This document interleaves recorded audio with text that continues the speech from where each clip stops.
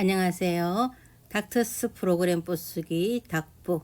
오늘은 항생제 계보에 대해 같이 알아볼까 합니다. 항생제란 무엇인가? 항생제라고 하는 것은 미생물이 생산한 다른 미생물의 성장을 억제하거나 죽이는 물질을 항생제다 이렇게 얘기를 하는 거고요. 항균제와 구분을 해야 합니다. 항균제라고 하는 것은 합성 화합물을 포함하고 있는 거고요. 예를 들어서 설파제가 거기에 해당을 합니다. 항생제 이전 항균 작용이 있는 약물이 이 부분인 것이고요. 다만 현대적인 의미인 항생제라고는 부르지를 않습니다. 항균제다 이렇게 구별을 하는 거고요. 설파제라고 하는 것은 인류 최초로 사용된 합성 항균제이고 독일에서 개발되었습니다. 페니실린이 발견되기 전 많이 사용했고요. 그리고 1930년대에 널리 쓰이기 시작합니다. 항균제라고 하는 것은 어떤 것이냐면은 세균도 살아있는 애들입니다. 세균이 엽산을 합성하는 과정을 막아서 세균의 성장을 억제하는 그러한 약인데 결국 세균이 더 이상 정식하지 못하게 막는 균제입니다. 세균은 엽산을 스스로 만들어야 DNA와 단백질을 합성할 수가 있습니다. 그런데 세균이 더 이상 정식하지 못하게 딱 막아버리면 더 이상 균은 자라지 못하겠죠. 그리고 그렇게 더 이상 정식하지 못하는 것을 정균작용이다. 이렇게 얘기를 합니다. 항생제 들어가기 이전에 지금 항균제를 하고 있는데 항생제 이전에 사용되던 약인 거고요. 그 대표 약물로서는 설파메톡사졸,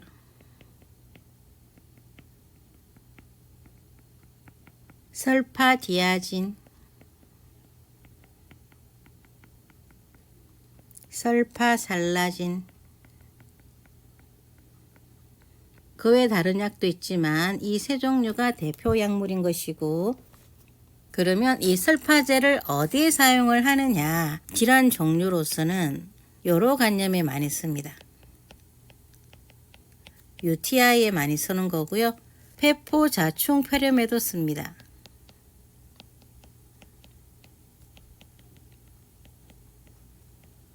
PCP라고도 하죠. 그리고 독소 포자충증에도 사용합니다. 그리고 염증성 장질환,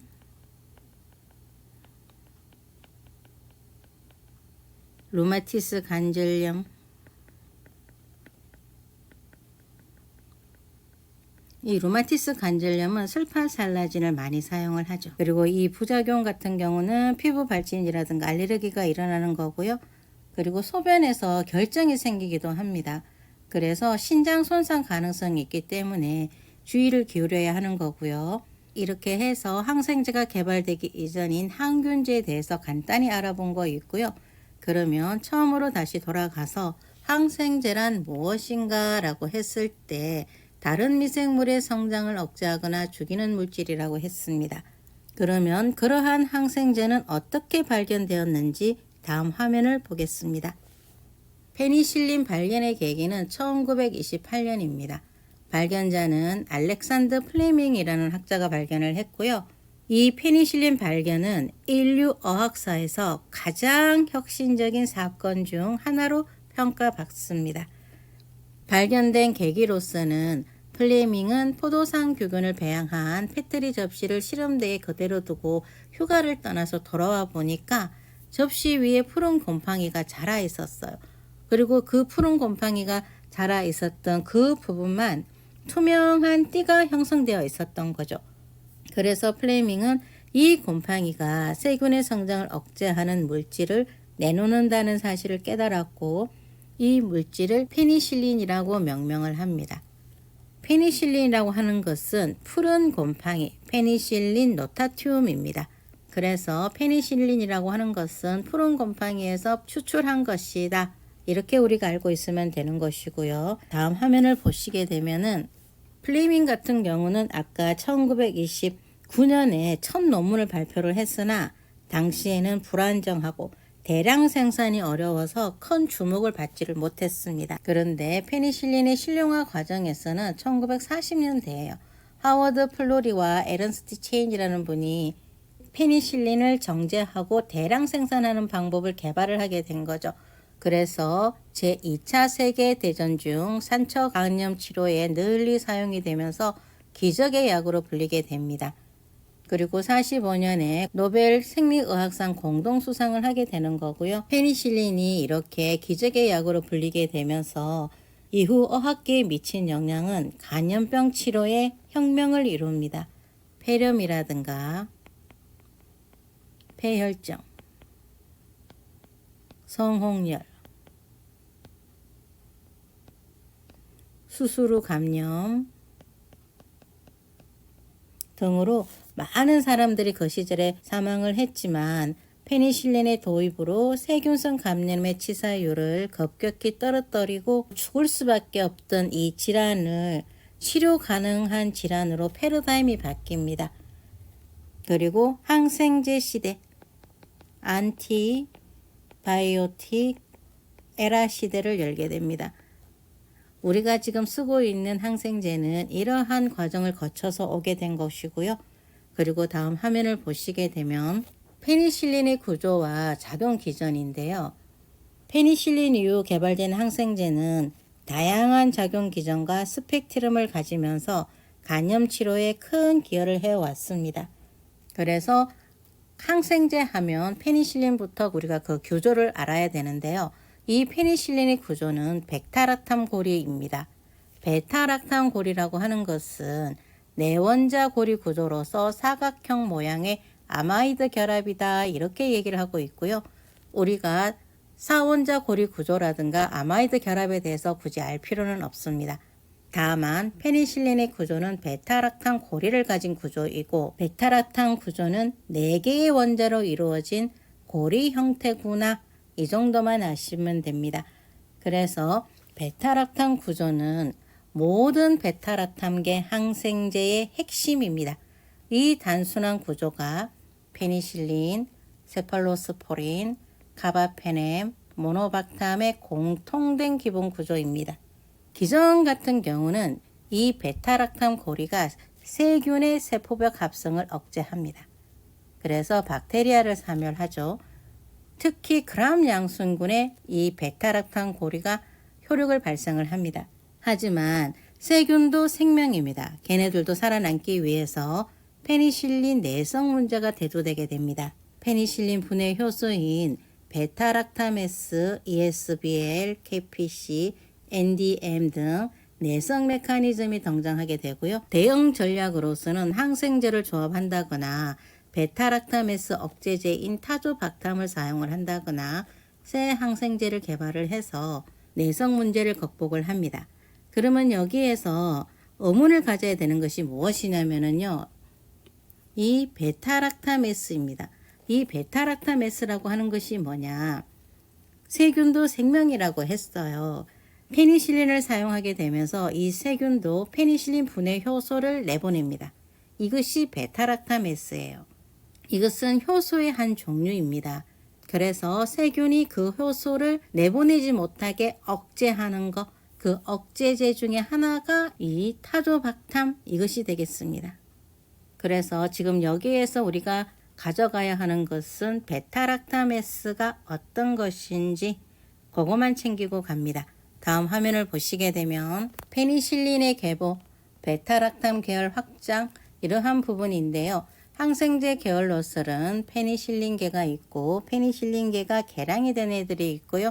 그리고 같은 베타락탐 구조를 가진 세팔로스포린계, 카바페넴계, 모노박탐계 이러한 항생제들이 베타락탐 구조를 가진 항생제들입니다. 이 네 부분에 대해서 알고 가시면 도움이 되시는 거 있고요. 페니실린의 대표 약물로서는 페니실린, 아목사실린, 아목사실린은 지금도 많이 사용되고 있죠. 최초의 베타락탐 항생제입니다.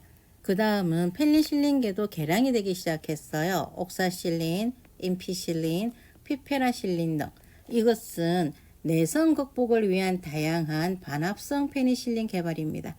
그리고 그 다음 나온 것이 세팔로스포린입니다. 지금도 우리가 많이 사용하고 있고 가장 많이 알려져 있는 거기도 하죠.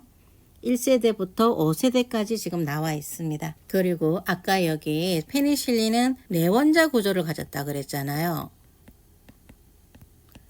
이 세팔로스포린은 유권자 고리를 가졌습니다. 그리고 1세대에서 5세대까지 세대별 스펙트럼이 증가하고 있는 거 있고요. 1세대 같은 경우는 세파졸린 그리고 세팔록신 그람 양성에 강력합니다.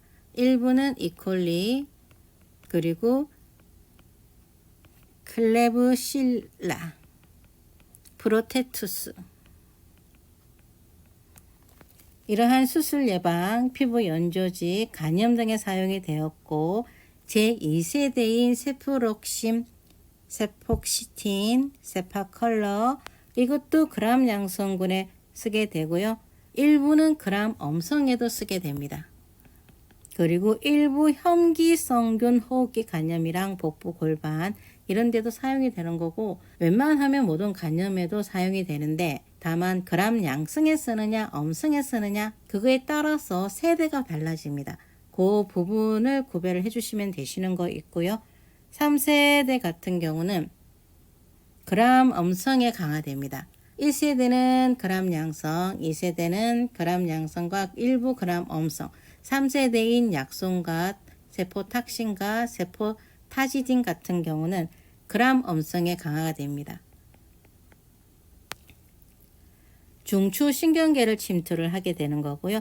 폐혈증, 뇌수막염 여러 간염에도 쓰게 되고요. 3세대에는 약손만 외우고 가시면 될 것 같습니다. 4세대인 세피핀 같은 경우는 이거는 스펙트럼이 더 넓어집니다. 그람 양성, 그람 엄성 모두 다 사용이 됩니다. 슈도라든가 백타락타메스라든가 병원 획득 폐렴이라든가 면역 저하 폐혈증이라든가 이러한 것에 광범위하게 사용하게 되는 거고요. 5세대인 세프타롤린, 세프토비프로르 이러한 것들은 MRSA 또 광범위 그람 양성과 엄성에 씁니다. 그래서 요약을 해보면 1세대에서 4세대는 그람 엄성 커버가 강화되고요. 충추 신경계까지 침투하는 범위가 넓어지게 됩니다. 그런데 이제 그람 양성 효과는 조금 감소되고 있다 이러한 얘기도 있는데 우리가 그것까지 알 수는 없죠. 그렇죠? 그렇게까지 지식이 폭넓게 확장되지 않아도 좋습니다. 다만 세대별로 스펙트럼이 증가를 하고 2세대부터 그람 엄성군까지 조금씩 사용이 가능했고 3세대에는 그람 엄성에 좀 더 특화되었고 4세대, 5세대는 조금 더 스펙트럼이 넓어졌다. 이렇게 보시면 됩니다. 그리고 그 다음 카바페넨 같은 경우는 페니실린은 내원자 구조고 세팔로스포린은 유권자 고리라고 했어요. 카바페넨 같은 경우는 약간 베타랍탄 고리가 변형이 됩니다. 그래서 변형된 베타랍탄 고리를 가졌다 이렇게 얘기를 하지만 이 카바페넨 같은 경우는 가장 광범위하게 항균력을 갖고 있습니다. 이 이미페넨과 메로페논 같은 경우는 ESBL을 극복을 합니다. 이게 아주 중요한 거고요. 중증 감염 치료의 핵심입니다. 대표 약물로서는 이미페넴, 메로페넴, 에르타페넴, 도리페넴 이렇게 종류가 있는 거고요. 이미페넴 같은 경우는 카바페넨계 최초 개발입니다. 메로페넴 같은 경우는 뇌수막염도 포함해서 CNS 간염에 많이 사용하게 되고요. 에르타페넴 같은 경우는 하루 한 번.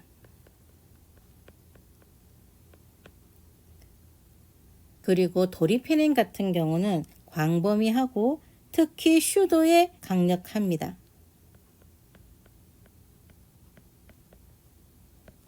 그 다음은 모노박탄계인데요.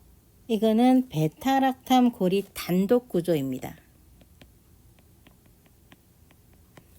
이렇게 해서 페니실린, 세팔로스포린계, 카바페넨, 모노박탐이 베타락탐 계열이긴 하지만 내원자 구조를 가졌고 유권자 고리를 가졌고 변형된 베타락탄 고리를 가졌고 단독 구조를 가진 베타락탄 구조도 있다. 이렇게 기억을 하고 가시고요. 이 모노박탐 같은 경우는 그람음성 세균에 효과적입니다. 그리고 베타락탐 중 알레르기 교차 반응이 거의 없어요. 그래서 페니실린 알레르기 환자 대안으로 사용할 수 있는 것이 이 모노박탐계입니다. 대표 약물로서는 아조트레오남이라고 합니다. 이렇게 해서 베타락탐 계열 확장은 정리를 하고요. 다음 화면을 보시게 되면 페니실린 이후 등장한 주요 항생제 계열입니다. 1930년대는 아미노글리코사이드 계열이라고 해서 대표 약물들이 우리가 지금도 익숙한 약들이 개발됩니다. 그러면 이 아미노글리코사이드 계열이라고 하는 것은 뭐냐? 아까 페니실린은 세포벽 합성을 억제한다고 했어요. 얘 같은 경우는 단백질 합성을 억제합니다. 세균 세포막을 통해 들어가서 리보솜에 결합을 해서 이게 mRNA 변형을 오류를 시켜요. 그래서 비정상적인 단백질을 생성하게 만들고 결국은 세포가 사멸하게 만드는 작용 기전입니다. 항생제 같은 경우는 우리가 세균의 세포벽을 깨느냐, 단백질 합성을 억제하게 하느냐, 또는 DNA 합성을 억제하게 하느냐, 이러한 기전들인 거예요. 결국은 세균들이 어떻게 쓰든지 자라지 못하게 정균 작용을 시켜주는 것이 우리들 의학계의 큰 핵심인 거죠. 그래서 그러한 연구는 점점 계속될 것이고, 그러나 그런 만큼 세균도 발전을 하겠죠. 우리는 지금 그러한 시대에 살고 있는 거고요. 어쨌든 이 아미노글리코사이드계의 대표 약물로서는 스테렙토마이신, 겐타마이신, 아미카신, 토브라마이신, 카나마이신, 네오마이신, 파라마이신, 마이신 이러한 것들이 아미노글리코사이드 계열이다. 그리고 워낙에 유명한 것이고 지금도 우리가 다 알고 있는 것들이죠. 워낙에 대표 약물들이 많고요. 스테렙토마이신 같은 경우는 최초 결핵약이죠. 역사적인 의미가 있고요. 겐타마이신 같은 경우는 임상에서 많이 사용했습니다. 지금은 좀 항생제 내성 문제 때문에 많이 사용하진 않긴 하는데 어쨌든 겐타마이신을 엄청 많이 쓰던 시절이 있었습니다. 그리고 아미카신, 이것은 다제내성균의 특효입니다. 지금도 많이 사용하고 있죠. 다제내성균이라고 하는 것은 MDR입니다.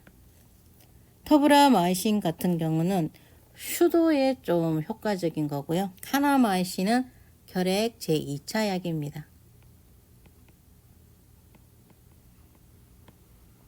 기타 네오마이신, 파라마이신 등이 있는 거고요. 그리고 주의할 점이 이 아미노글리코사이드 계열은 그람 음성군의 강력한 살균을 가졌지만 신독성, 이독성 이러한 부작용이 일어나게 됩니다. 그래서 이러한 부분들을 주의 깊게 모니터링 해야 되는 거 있고요. 그리고 1950년쯤 되면은 테트라사이클린계가 나타나게 됩니다. 이름처럼 테트라, 사이클린, 기본 구조의 4개의 고리를 가졌습니다. 광범위 항생제로서 그람량성, 그람음성에 폭넓게 작용을 하고요. 세포 내 기생충에 효과가 있습니다.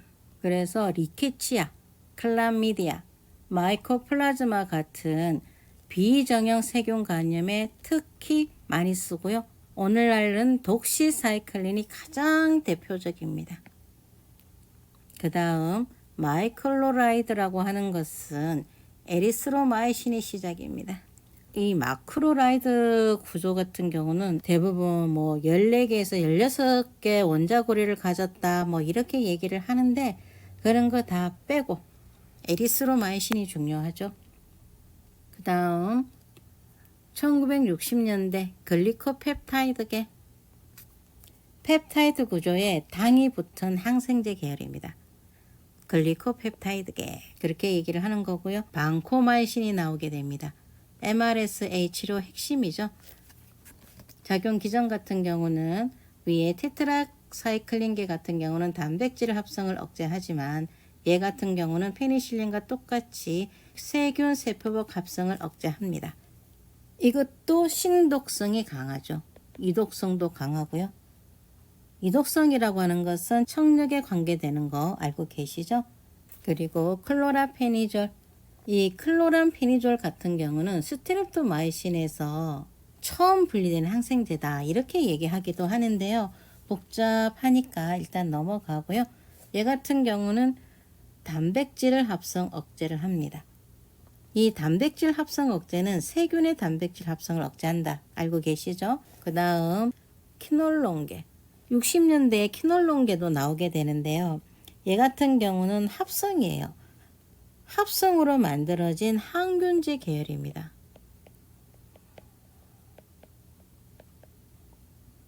세균의 DNA 합성을 억제하는 거고요. 시프로플록사신, 레보플록사신 현재까지 많이 사용하고 있는 거고요. 그람 엄성군이나 슈도를 포함해서 요로간염, 병원군 간염에 많이 사용합니다. 그리고 퀴놀료는 합성 항균제로서 초기에는 여러 간염이 중심이었지만 세대 발전과 함께 호흡기 간염, 비정형 세균 간염까지 커버하는 커버력을 갖게 되었고 현재까지 시프로플록사신, 레보플록사신 많이 사용되고 있다. 이렇게 정리를 하시고요. 2000년대 들어서는 리네졸리드 등이 나타나게 되는데요.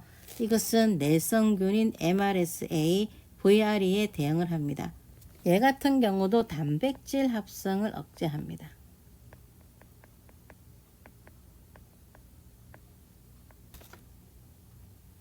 이렇게 해서 페니실린 등장에서부터 페니실린 이후 등장한 주요 항생제 계열까지 간단히 알아보았습니다. 다음 화면을 보시게 되면 검사 결과가 배양 및 동정 검사 결과에서 균명이 슈도 아우레우스가 나왔습니다. 처음에 봤던 분은 감순성이 S가 나온 것도 있고 레지던트가 나온 것도 있었어요. 그런데 지금 이분 같은 경우는 결과가 모두가 R이 떴습니다. 모든 균의 내성을 가진다. 이러한 얘기인 것이고요. 아미카신, 세페핌, 세프타시딘, 시프록삭신, 이미페넴, 메로페넴, 피프라실린, 타조박타, 토브라마이신 모든 것에 내성이 있습니다. 그리고 이 마액은 최소한의 농도입니다. 거기에 얘네들이 더 크다. 결국 그래서 결과가 R이 나왔다. 이러한 뜻입니다. 그래서 지금 이 균주는 모든 주요 항생제 계열의 내성을 나타내고 있잖아요. 이러한 것들을 다제내성균이다. 멀티드러그 레지스턴 MDR 이렇게 결론을 내는 거고요. 항생제 계열 포함이 베타락타메스, 세팔로스포린, 카바페넴, 이미노글리코사이드, 플루오로키론겐 이러한 것들에 대해서도 다 레지던트가 나타난 거고요. 치료가 어렵겠죠. 표준 항생제 사용이 모두 실패 가능성이 높습니다. 감수성 있는 약물이 제한적이거나 없는 상황입니다. 그러면 어떻게? 병원 내 간염을 주의해 줘야 되는 거 있고요.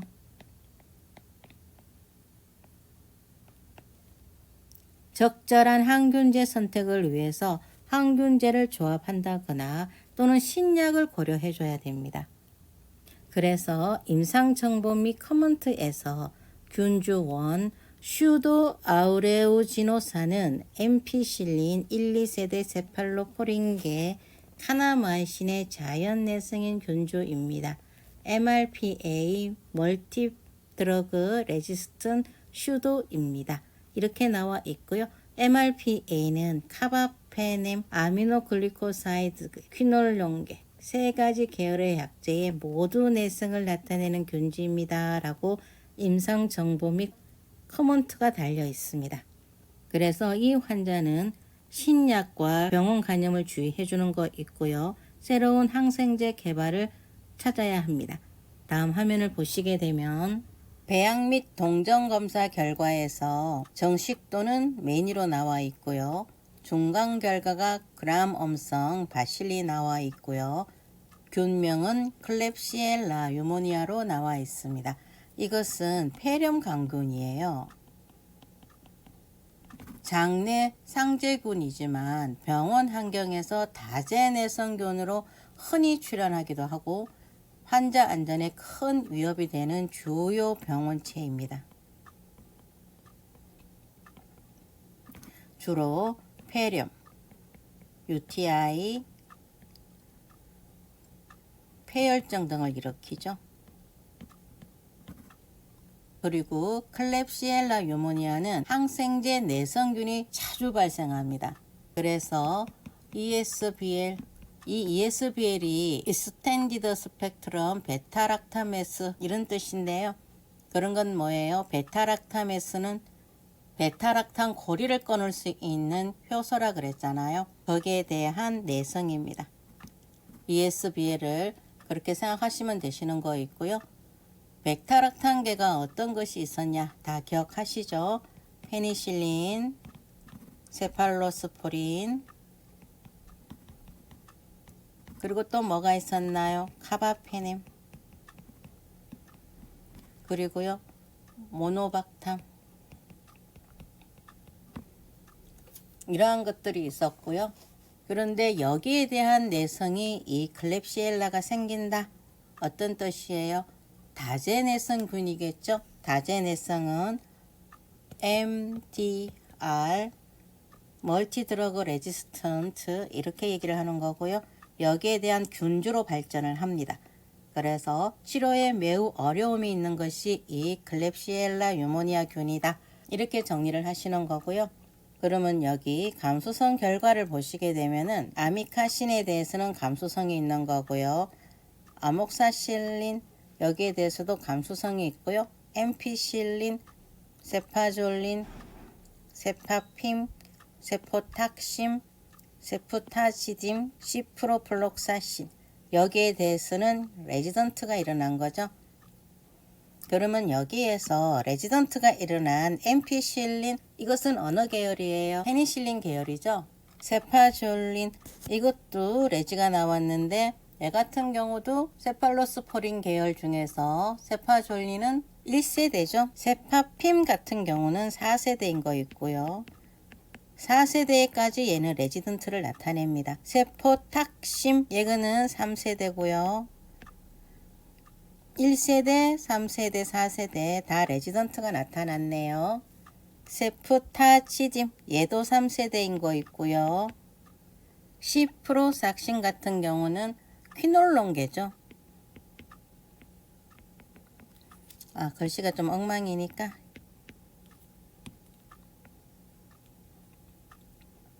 퀴놀론계죠. 그러면 여기에서 이 클렙시엘라 유모니아는 베타락탄계에 내성이 있고 퀴놀로엔계도 내성이 있다. 그러면 감수성이 보이는 것은 어떤 항생제 계열이냐?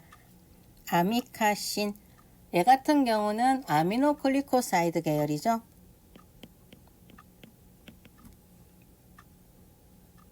아목사실린 얘 같은 경우도 페니실린 계열인 거고요.